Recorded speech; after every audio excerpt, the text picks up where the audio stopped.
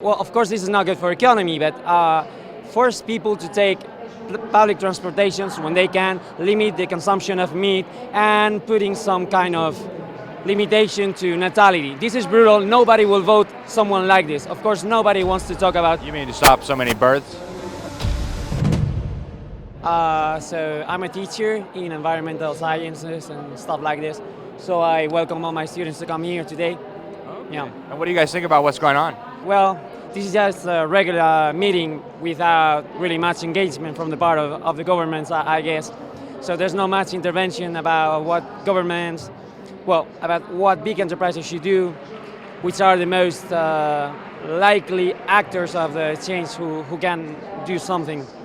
So they're always talking about society, civil society to do something, but that's not going to work. I'm from America, and my president says that the whole thing is a big hoax. It's to benefit communist China. Yeah. They had a lot of American scientists here saying that CO2 doesn't cause global warming. I mean, you're a professor of environmental science. What do you think about that? That's bullshit. I mean, like the gases that provokes global warming, of course, CO2 is a major one in that cause. So negating that it does exist is ridiculous right now. But what I agree is that these kind of meetings are looking not successful trying to get anywhere, because the engagements are too weak. And even when they get some kind of engagement, then like years later they will just retract themselves from what they asked to do. So, yeah. But one of the things that we're covering here is just what seems to us to be a huge amount of hypocrisy. You know, all these people, they come with airplanes, they come with limousines, Yeah. they come and they eat hamburgers. Do you see the hypocrisy also with a lot of these delegates in there? Well, there's a lot of hypocrisy in general, of course, of the important people who's coming here to talk about environment or just to sell their image, saying like, okay, I care about environment, but as you say, they're taking the most polluting kind of transports. And then, I don't know, everybody's talking about people just to trash talk about them, like, oh, this person is not really, they don't have enough knowledge to talk about it. But on the other hand, scientists are working there and nobody cares. I mean, people like listening to people who has no idea about what they're saying, and they will never make an effort to listen to scientists working on ecology, environmental sciences or whatever. So, yeah. If you were a climate dictator, what would you do to solve the crisis? If I will really... If you're the climate dictator. Okay, a climate dictator. Okay, there are some measures that anybody wants to take, but first of all, of course this is not good for economy, but force people to take public transportations when they can, limit the consumption of meat, and putting some kind of limitation to natality. This is brutal. Nobody will vote someone like this. Of course, nobody wants to talk about. You mean to stop so many births? Yeah, we are more than 7 billion human beings on Earth. Of course, not everybody is consuming as much resources, and not everybody is as guilty.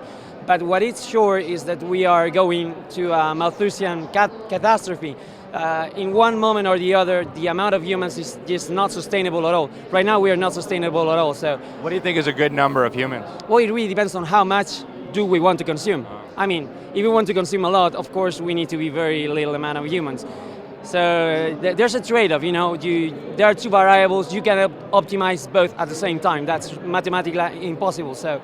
Yeah. As far as how to reduce, there's some American scientists, very prominent, John Holdren and Paul Ehrlich wrote a book called Ecoscience in 1977. They said that we could have a world government to control all the resources, that we could put sterilizing agents in the water supply to sterilize everybody, and then give them the medicine to make them unsterile if they're allowed to have babies, and then maybe even consider forced abortions if the emergency is serious enough. Is that too far? Is that reasonable? Or China, for example, with what they do? It's extremely hard to have an opinion on this. It's too hard, of course, because we have to put together two different ethics. One is the ecological ethics, and the other is the human ethics. And both, even if many times we're trying to put them together, there's some point which they cannot meet similar standards. Because from an ecological viewpoint, we really are destroying the earth by improving our life quality. So it's really hard.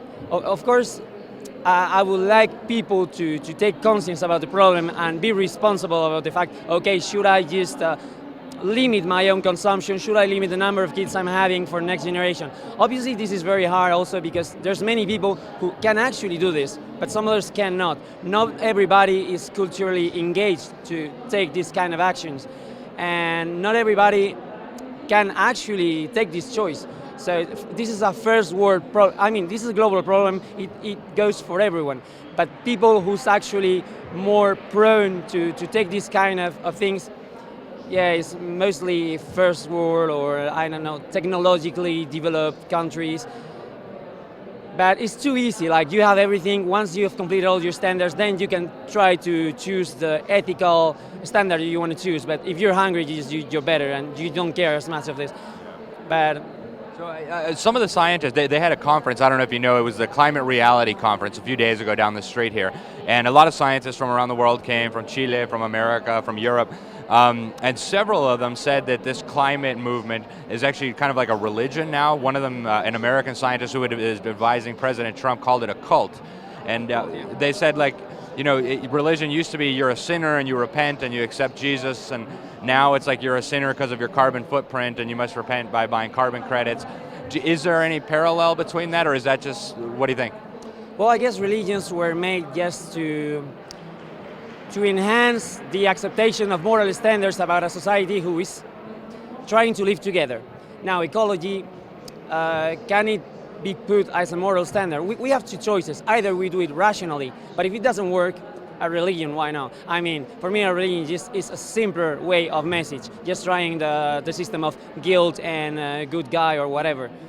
Science is there, we have data just to know that what we should be doing, it is not working on this kind of debate because it's too complex for most of the people. They don't want to take the time just to read so many articles. That's too boring. They would rather go to watch the football. So, I mean, a simpler message like you're good or bad. If it works, I don't care. But I would really like it to work.